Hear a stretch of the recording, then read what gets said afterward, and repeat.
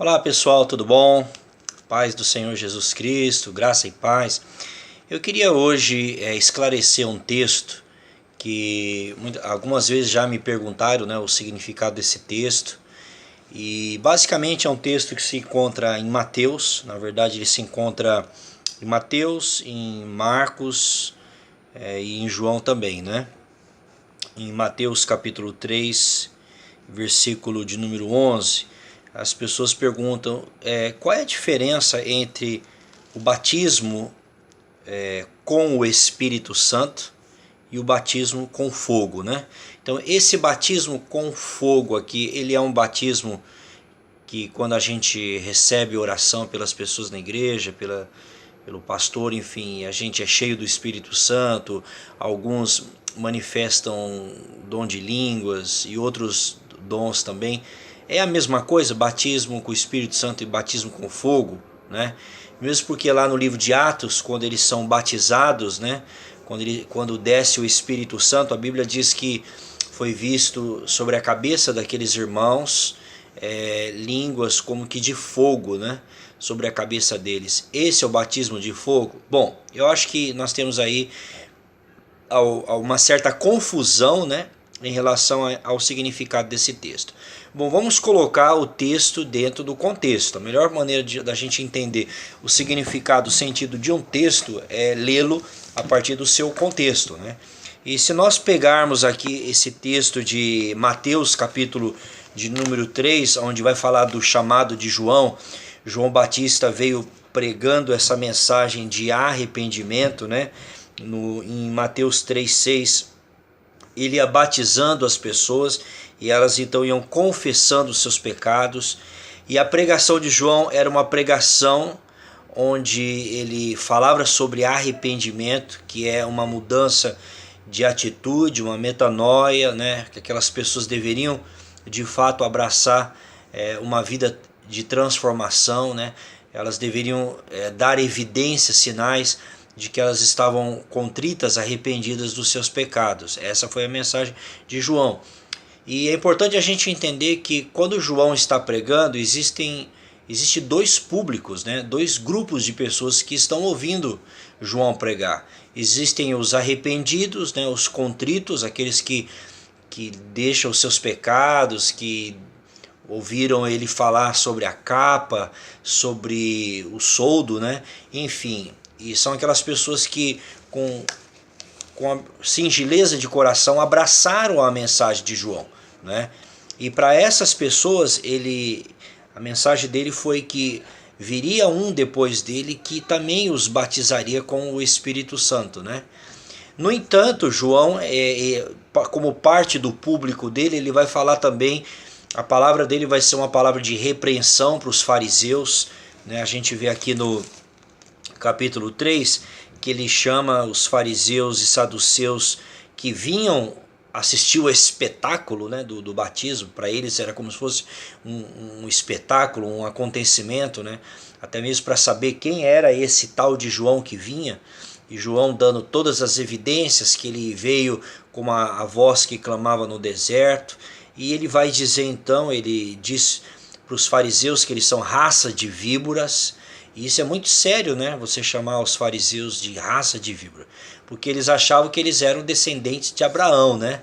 Nós temos por pai Abraão. E próprio Jesus vai dizer que o pai deles era o diabo, em João 8,44. E Jesus então chama aqui, né, João chama de raça, né? Vocês são descendentes, na verdade, não de Abraão, mas da víbora que pecou, né? Que pecou e que picou o primeiro casal da terra, né?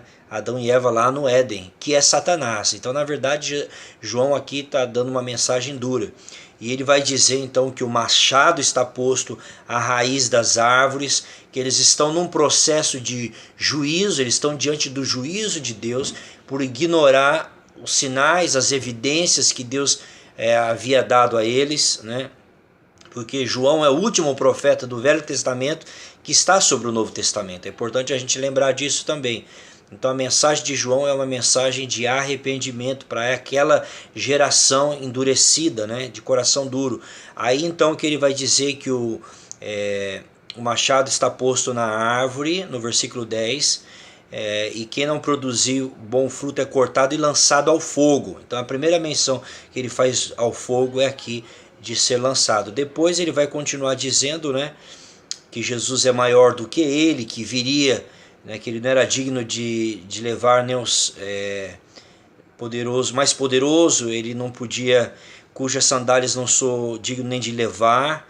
E aí ele vai dizer, ele vos batizará com o Espírito Santo e com fogo. E no 10 ele vai continuar dizendo, a sua pá ele tem na mão e limpará completamente a sua eira, onde se colocava o trigo, né?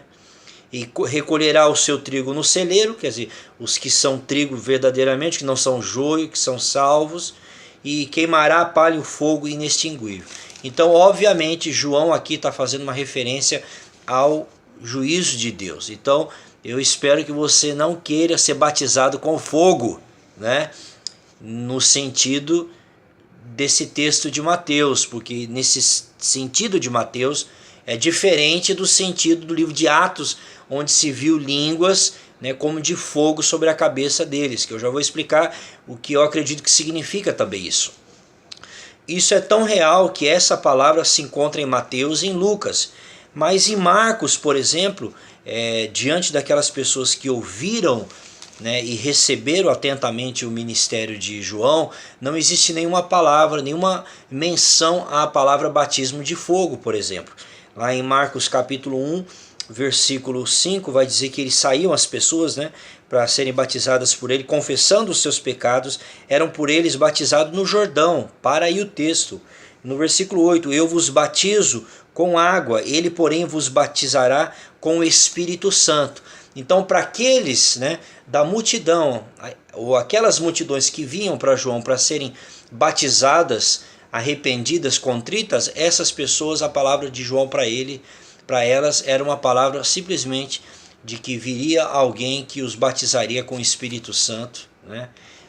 Que seria então a palavra que se cumpriu no dia de Pentecostes. 50 dias depois da ressurreição de Jesus, né? Jesus ressuscitou, lembrando os irmãos, 50 dias antes, né, do Pentecostes, que era então a festa do trigo, da colheita, né? Era a festa de Pentecoste, na verdade, que aconteceu, né, 50 dias depois da festa da colheita, tá bom? Que falava também da ressurreição de Jesus. Mas então, voltando a Atos capítulo 2, ou indo para Atos 2, a Bíblia Sagrada diz que quando veio o Espírito Santo desceu sobre eles, viram-se, no 3, apareceram distribuídas entre eles línguas como de fogo, pousou um sobre cada um deles, né?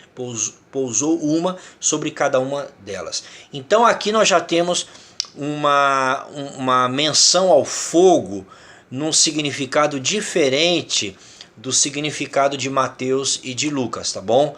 Aqui fogo é uma tipologia do Espírito Santo, né? Aqui não é o batismo de fogo, né? Não é o batismo do juízo de Deus que vem sobre os ímpios. Esse batismo de fogo aqui, ele é interior, ele é sobre os crentes e ele é sinal de bênção, né? É uma bênção ser batizado com este fogo aqui, né? Com essa línguas de fogo que foi visto aqui. Por quê? A gente precisa entender que fogo na Bíblia é uma das tipologias do Espírito Santo, né? Fogo, água e vento, são 3 tipologias do Espírito Santo que aparecem na Bíblia. Então, nesse caso aqui, foram vistas línguas, já dando essa dimensão de que eles iriam falar em novas línguas, que o Evangelho iria se espalhar para outras nações também, e esse fogo representando justamente que o Espírito Santo que iria lançar a igreja, né, debaixo do poder, debaixo da unção, da glória, né, do poder do Senhor. Que essa igreja seria uma igreja em chamas, que seria uma igreja que por onde ela passasse, ela iria incendiar, ela iria trazer transformações, revoluções na vida das cidades. É o que aconteceu né, no livro de Atos todo, é o ministério do Espírito Santo no livro de Atos, né? Na verdade, Jesus fez e ensinou, depois ele envia o Espírito Santo, que iria então continuar fazendo todas essas coisas. Foi o ministério, né, em Jesus, e depois Jesus continuou o seu ministério através da pessoa do Espírito Santo, tá bom? Então são coisas distintas, e isso é importante a gente entender, porque nem sempre fogo é o juízo de Deus, né? Outro dia eu vi um pregador norte-americano, John MacArthur, falar que nós não podemos pedir fogo, né? Fogo, fogo, porque a gente está pedindo juízo de Deus. Esse texto aqui deixa bem claro que foi vista línguas como que de fogo, né? Chamas de fogo sobre a cabeça dos irmãos. Elias subiu numa carruagem de fogo. Então tem que tomar cuidado. Muitas vezes a gente quer colocar Deus dentro de uma caixinha, né? Dizendo que fogo só representa juízo de Deus. Não. Pedro vai falar na sua carta também que a nossa fé é mais preciosa como ouro que passa pelo fogo, né? Moisés teve uma visão da sarça, né? Que ela queimava, mas não se consumia, que também era uma representação da nação de Israel, que passaria pelo fogo, mas não seria destruído. Então existe também essa atribuição ao Espírito Santo como sendo aquele que é representado pelo fogo, como a água e como o vento, tá bom? Deus abençoe, espero que tenha esclarecido.